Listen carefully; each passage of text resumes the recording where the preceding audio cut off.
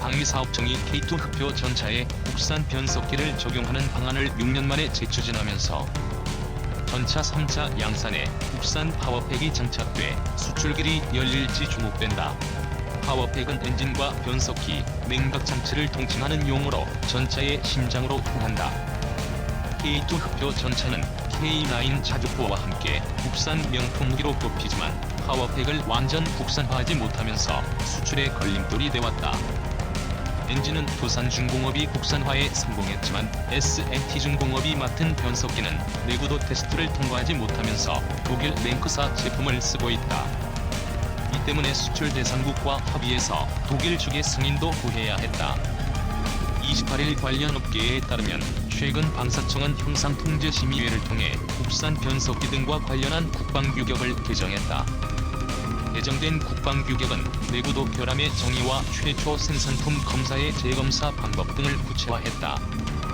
방사청은 개정된 국방규격을 적용해 최초 생산품 검사에서 문제가 없을 경우 K2 전차 3차 양산 사업에 국산 변속기 탑재를 추진한다는 계획이다. 2003년부터 체계 개발이 추진된 K2 전차는 처음 1차 양산에선 독일산 파워팩을 적용했다. 방사청은 2차 양산 사업부터 파워팩을 국산화하기 위해 2005년부터 964억 원을 투입. 2014년 독일과 미국에 이어 세계 세 번째로 1500마력 파워팩 개발에 성공했다. 이후 방사청과 현대로템은 2014년 K2 전차 2차 양산 계약을 체결하면서 국산 파워팩을 장착해 군에 납품하기로 했다. 그러나 양산 과정에서 S&T중공업의 변속기가 내구도 테스트를 통과하지 못하면서 문제가 발생했다. 군이 제시한 내구도 평가 기준은 9600km를 고장 없이 달려야 한다였지만 S&T중공업의 변속기는 7110km 구간에서 작동을 멈춰 2차 양산 사업에서 탈락했다.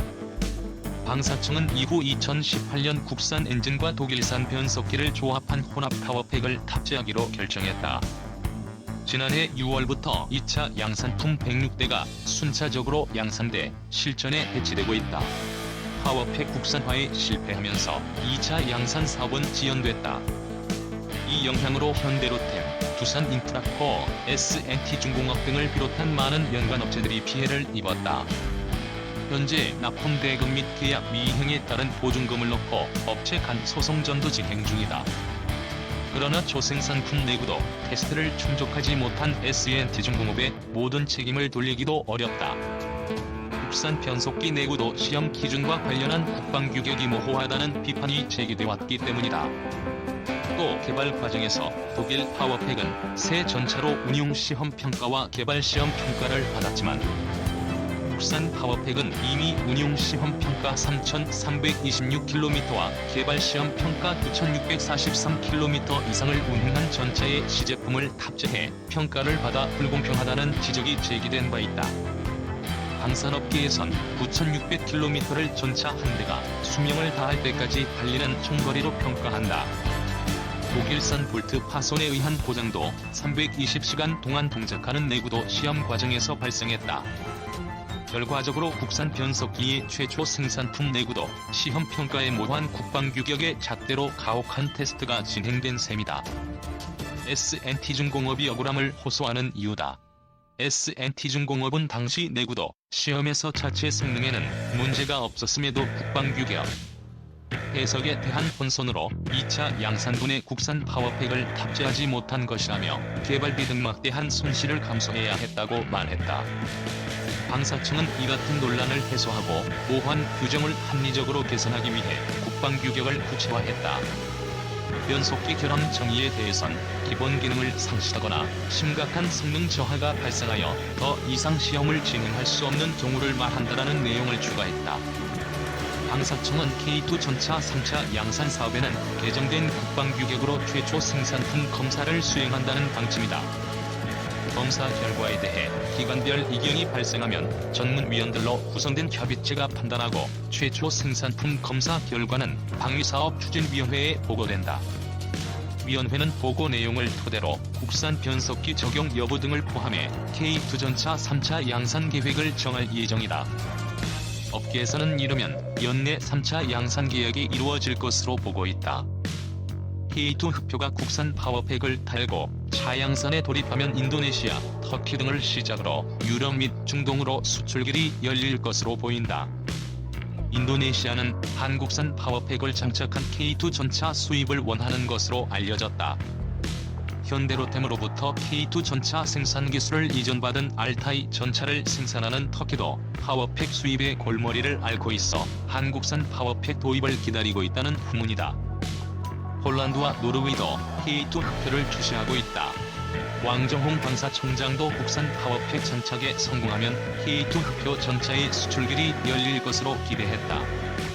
왕 방사청장은 K2 전차 3차 양산 사업은 국산 파워팩을 적용할 마지막 기회라며 국산 파워팩이 내구도 검사를 통과하면 K2 전차가 수입 파워팩을 장착했기 때문에 겪고 있는 수출 승인 문제가 해결될 것이고 중동과 유럽 등 세계 각국으로 국산 심장을 탄 K2 전차의 수출이 본격화될 것이라고 말했다. 2. 글로벌 비즈 24 현대로템 폴란드와 K2 탱크 800대 10.5조 원 계약 누락? 방산업체 현대로템이 K2 흑표 전차 800대 폴란드 수출을 제안했다는 보도가 잇따르고 있다. 이에 따라 폴란드 수출 계약이 임박한 게 아니냐는 추측이 무성하다. 폴란드 매체 티솔답디엘은 25일 현대로템이 폴란드의 요구사항에 맞춘 K2 전차와 기술 이전을 제안했다고 보도했다. 미국의 외교 안보 전문 매체 더 내셔널 인터레스트는 한국의 영자신문 보도를 인용해 비슷한 내용을 보도했다. 앞서 폴란드 군사 매체 디펜스24도 지난 13일 비슷한 취지로 보도했다. 이 매체 보도에 따르면 현대로템이 제안한 계약은 90억 달러 규모로의 탱크 계약을 결론 내려고 한다. 이 계약이 성사되면 현대로템의 통합 방어 기술을 해외로 수출하는 첫 사례가 된다. 현대로템이 제안한 K2 흑표 전차는 차세대 전차로 정평나 있다. 주포로 구경 120mm 55구경장 장포신 활강포를 갖춰 사거리와 관통력이 뛰어나다. 구경 12.7mm와 7.6mm 기관총을 부무장으로 장착한다. 길이 10.8m, 너아입이 3.6m, 높이 2.4m의 무게는 55톤이다. 자동 장전 장치를 갖춰 승무원은 3명이다. 1500마력의 힘을 내는 강력한 디젤 엔진 덕분에 포장 도로에서 최고 시속 75km의 속도로 주행한다. 야지에서도 시속 50km의 속도를 내 기동력이 탁월하다.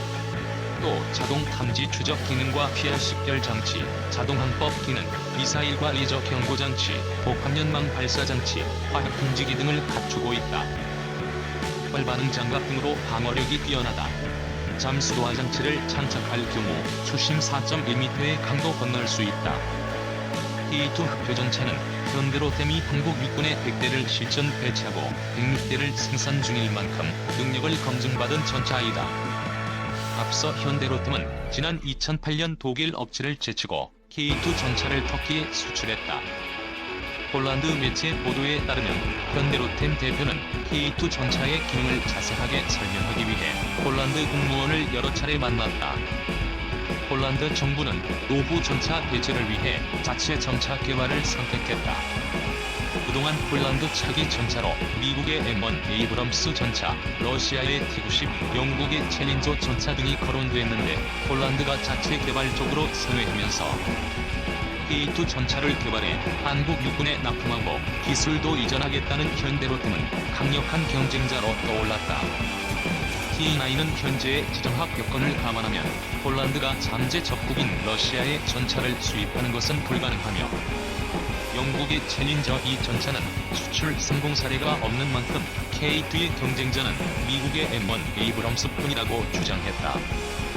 T9은 한국은 첨단 기술 이전에 더 적극성을 띠고 있으며 K2 계약에는 첨단 장갑 기술과 120mm 55구경장포의 생산 세부 내용, K279 관통탄 생산 기술 등이 포함될 것으로 추정했다. M1 탱크는 포탑에 34에서 36발의 포탑을 수납하고 있지만 K2는 자동 장전 장치 때문에 그 절반인 16발만 수납하고 있을 뿐이다. 또 M1은 APS 능동 방어 장치를 즉시 장착할 수 있지만 K2는 그렇지 못하다.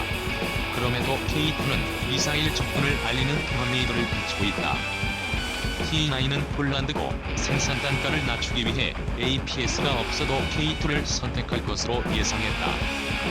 현대로템은 자체 개발한 K2 전차의 사양과 기능을 설명하기 위해 폴란드 공무원들을 여러 차례 만났다.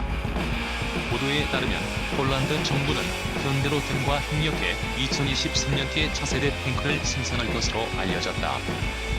현대로템 측은 이 매체의 폴란드 정부는 차세대 전차 생산을 위한 공개 입찰을 상반기 중 발표할 계획인 것으로 알고 있으며 우리는 여기에 분명히 참여할 것이라면서 전체 프로젝트는 800대의 전차를 생산하기 위해 2단계로 진행될 것이라고 한다고 전했다.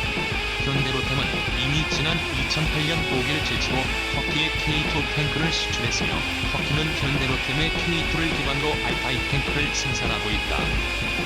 현대로템이 폴란드에서도 탱크 수출 대박을 터뜨릴지에 이목이 집중된다.